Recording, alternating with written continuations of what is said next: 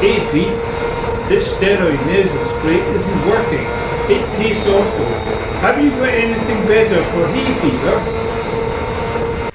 Many thanks to my dad Wallace for that question.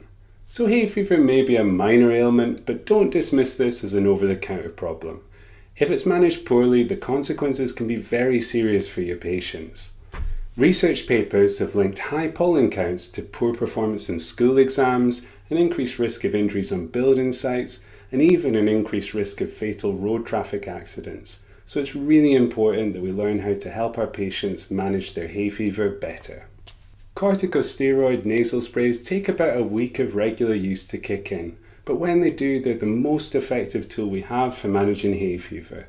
Unfortunately though, most people don't ever see their benefits because they aren't using them right, and most of the dose is lost trickling down the back of the throat, leaving an awful taste in the mouth.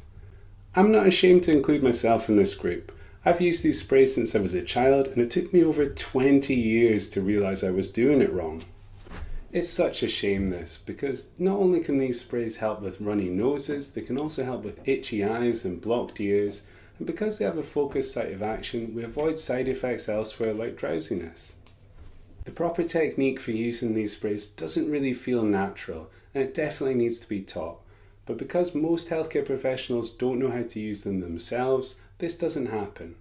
Let's put this right by first learning the technique in this video, then in part 2 of this series, I'll go through how we as prescribers can help patients with particularly resistant allergic rhinitis.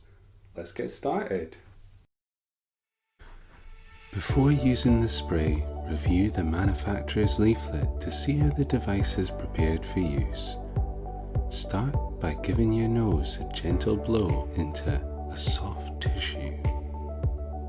Give your spray a bit of a shake to mix up the drug. Tilt your head slightly forward.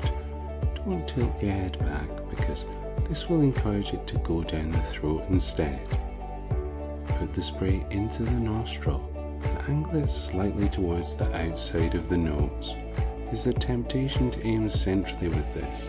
Aiming to the side gets it into the site where we need it. Most importantly, after you fire the spray, just breathe in gently through the nose. Breathing in sharply will again just fire it into the throat, losing the dose. You might feel it starting to fall out of the nose, but some more gentle breaths will put this right. Steps 4 and 5 are repeated for each nostril, and some doses require multiple sprays per nostril, so I recommend splitting these rather than firing 2 doses at once.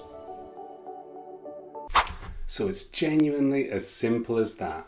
Hopefully by using this technique, most of your patients will now have better control over their hay fever.